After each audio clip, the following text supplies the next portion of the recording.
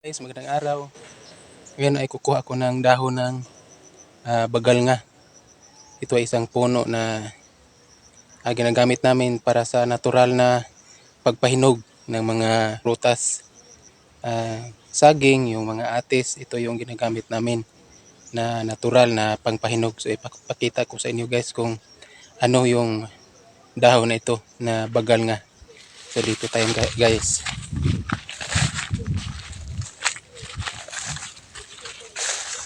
So ito yun guys, yung bagal nga. So, hindi ko alam kung anong tawag dito sa ibang lugar. Dito sa amin ay bagal nga. So lalaki itong puno, kagaya nito guys. Ayan. Ayan guys, malaki ito guys. Ayan. Ayan, laki niya. So kukuha lang tayo ng dahon nito para meron kasi ako na saging na bagong putol.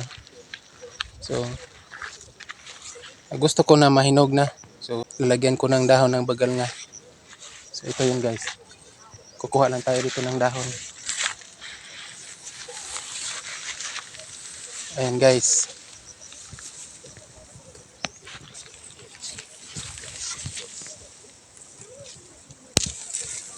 Ito yung bagal nga guys. Ayan. Kuha lang tayo ng mga ilan-ilan na mga dahon. So ito yung dahon ng bagal nga na ginagamit namin para pangpahinog ng mga prutas. Ayan guys. So ito yung puno niya. Ayan. Ito ay maliit lang pero lalaki pa ito guys. Ayan. So kukuha lang tayo ng mga dahon. Guys, ito yung gagamitin natin na dahon ng bagal nga para ito ang gagawin natin na natural na pampahinog ng mga prutas. Ito yung saging guys na ating pahihinugin sa pamamagitan nitong dahon ng bagal nga. Ayan guys. So kailangan lang natin ng sako. Kailangan natin lagyan ng dahon sa ilalim at pagkatapos itong saging. Ayan guys. So alternate lang. So sa ibabaw naman ito ay yung dahon ng bagal nga.